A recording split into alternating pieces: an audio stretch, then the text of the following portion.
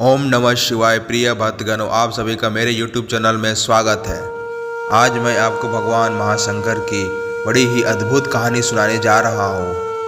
अच्छे लोग दुखी क्यों होते हैं और पाखंडी लोग खुश क्यों होते हैं और मौज उड़ाते हैं? इसके दो कारण हैं, दोनों कारण मैं बताऊंगा। एक नगर में बीमार स्त्री रहती थी।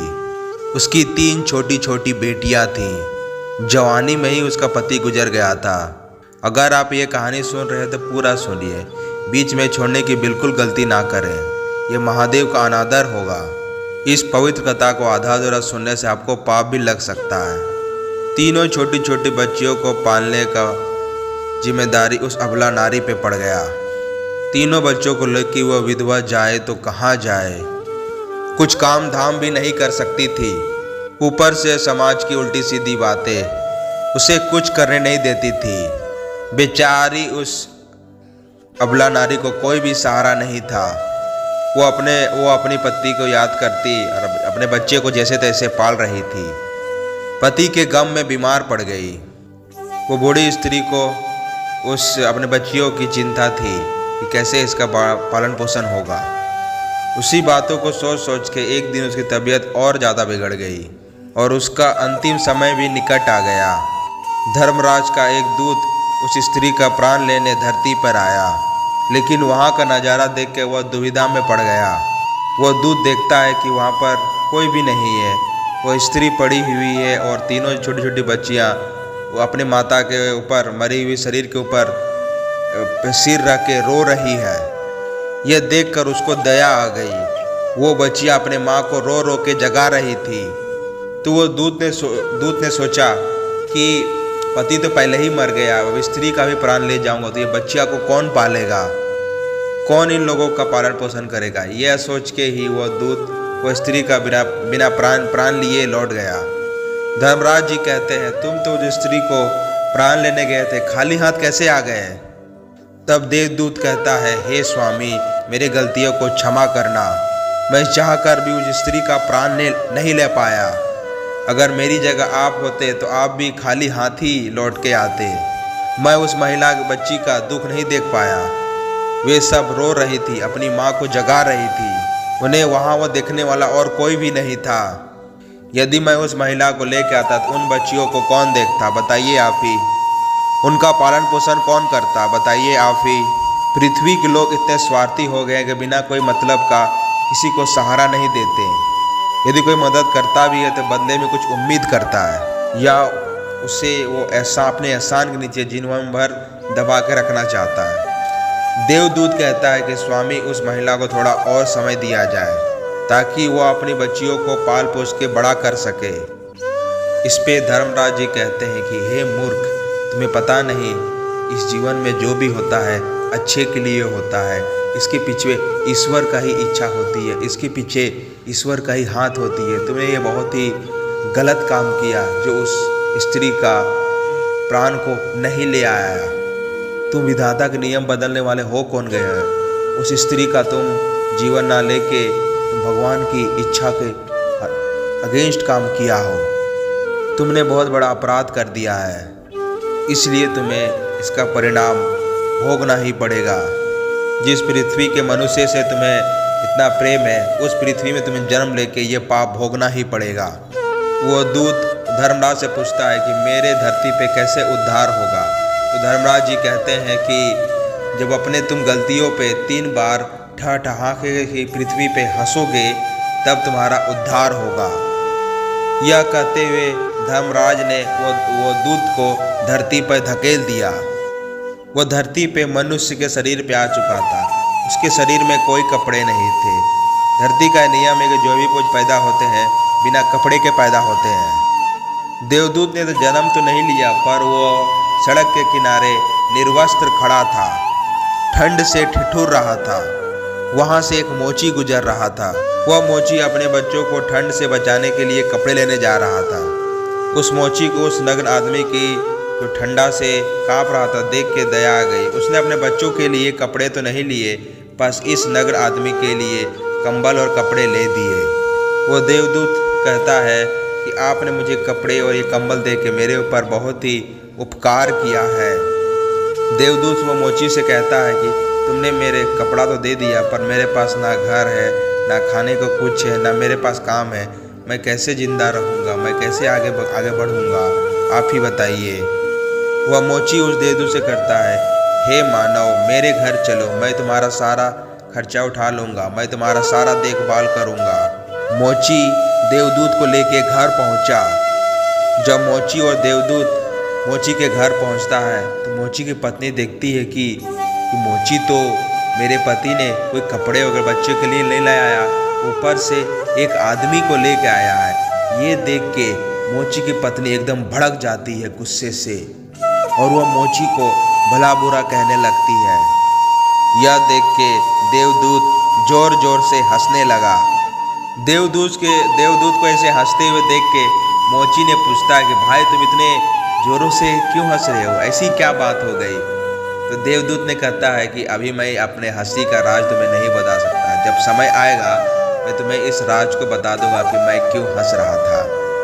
वह देवदूत उस मोची के घर में रहने लगा और कुछ ही दिनों में वो मोची का जूता बनाने का, चप्पल बनाने का सारा काम सीख लिया।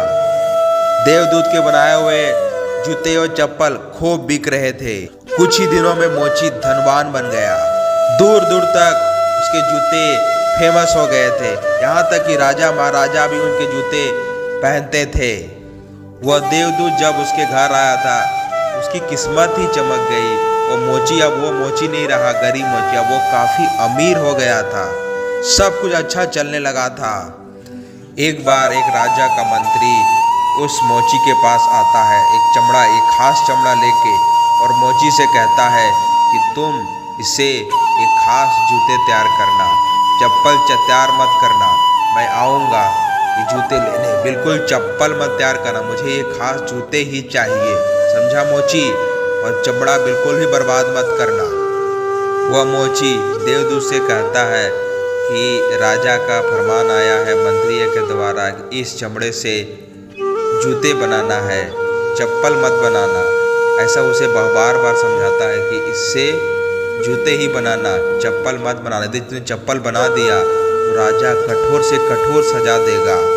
पर वो देवदूत ने मोची की बात नहीं माना और जूते न बना के चप्पल ही बना दिया।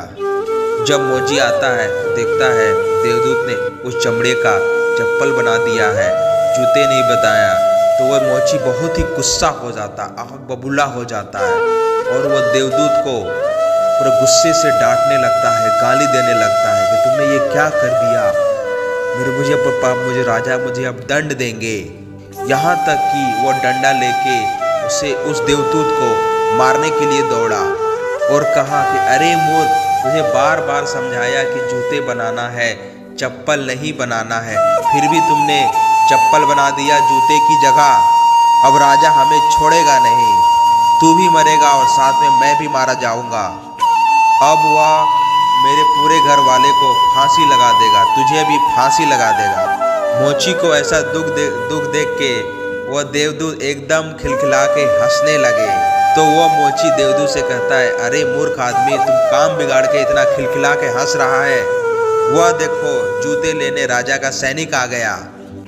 राजा का सैनिक मोची को आके कहता है, हे मोची, जूते मत बनाना उस चमड़ा का चप्पल ही बनाना।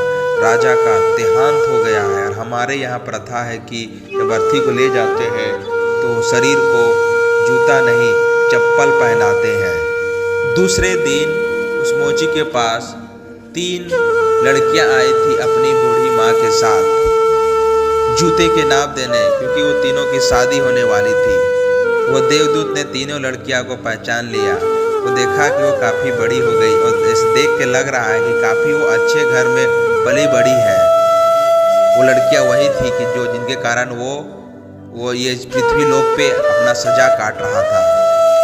तो वो बुढ़िया कहती है जो 3 लड़की के साथ आया था कि हाँ मोची, ये तीनों लड़कियां के जो बचपन में ही माँ चल गई थी, इनका कोई नहीं था और मेरा भी कोई नहीं था। मेरे पास काफ़ी पैसा है तो मैंने इन तीनों बच्चियों को पाल लिया और इसे पढ़ा लिखा के काफ़ी बड़ा किया है और अब इन तीनों की शादी कराने जा रहा हूँ अच्छे घरों में।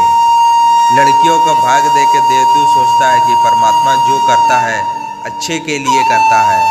वह देवदूत मन ही मन सोचता है कि यदि वो बुढ़िया नहीं मरती जो इनकी माँ थी तो इन तीनों का भी हालत भुखमरी जैसा होती। पर आज देखो वो बुढ़िया उनकी माँ जो मर गई है, ये दूसरी बूढ़ी के साथ जो अमीर है जिनका कोई नहीं है वो इसको पाली। अच्छा, अब इन तीनों का अच्छा घर में शादी होने वाला है। क्या है किस्मत का खेल। ये सब सोचकर देवदूत अपनी पहली गलती का सोचकर जोर जोर से हंसने लगा। यह देखकर मोची पूछता है कि आपके हंसने के कारण क्या है, इतनी जोर जोर से आप हंस रहे हैं। देवदूत मोची से कहता है, मैं एक देवदूत हूँ। ये जो तीनों बच्चियाँ आई थी इन 20 साल पहले मैंने जब इनकी माँ को लेने आया था धर्मराज की दिशा पे, पर मैं नहीं ले पाया। मुझे लगा कि ये तीनों छोटी छोटी बच्चियां हैं, अब इनकी माँ मर गई है, ये कैसे भरण पालन होगा। पर देखो आज ये तो बहुत ही अच्छे घर में हो गई है। पहली बार जब तुम मुझसे मिले थे मैं सड़क के किनारे नंगा बैठा ठंड से काँप रहा था, तब मुझे तुम कपड़े दिए थे और अपना घर लेके आए थे। तो पत्नी ने तुम्हें खूब डांटा था, खूब तुम्हें गाली गलौज की थी, तब मैं पहली बार हंसा था। हमारी पति की मूर्खता पे कि वो देख नहीं पा रही थी कि वो जो आया है कोई साधारण इंसान नहीं है, वह देवदूत है। दूसरी बार हंसा जब तुम मुझे मारने जा रहे थे। तुमने जब राजा के लिए जूता बनाने के लिए कहा था, पर मैंने चप्पल बना दिए थे। पर तुमने वो देख नहीं पाया था कि जो राजा को मरने वाला है और राजा को जूते की नहीं चप्पल की जरूरत है। भविष्य अज्ञात है, भविष्य में क्या होने वाला है वो सिर्फ भगवान ही जान सकता है। कई बार ऐसा होता है हम किसी चीज़ों को देखकर सोचकर दुख मनाते हैं कि ये मेरे साथ क्यों हो गया, पर भगवान ही चाहते हैं कि ये तुम्हारे साथ हो, क्योंकि इससे तुम्हारे सीख मिलती है कि आगे तुम्हारा क्या होगा। ये पुराने जीवन का ये पाप कटता है, इसीलिए भगवान जो भी करता है अच्छे के लिए करता है। कई बार परमात्मा हमारी अच्छाई और भलाई के लिए हमारे साथ बुरा करता है, क्या ऐसा लगता है कि हमारे साथ बुरा हो रहा है, और उसे हम देख के हम भगवान को कोसते हैं। हम ये नहीं देख पाते कि हमारे साथ जो भविष्य में होने वाला है।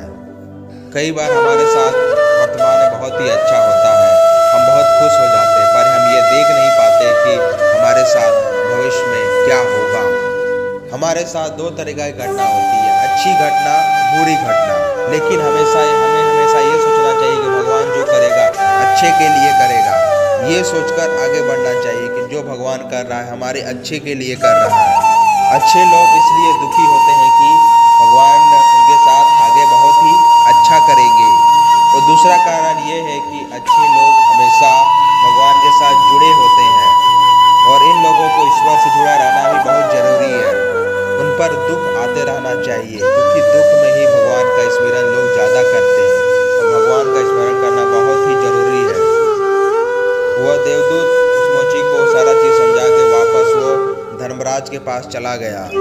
इस वीडियो को बोलते समय कोई गलती हो तो मैं माफ़ी चाहता हूँ। उम्मीद है कि आप लोगों को यह वीडियो अच्छी लगी होगी। अगर आप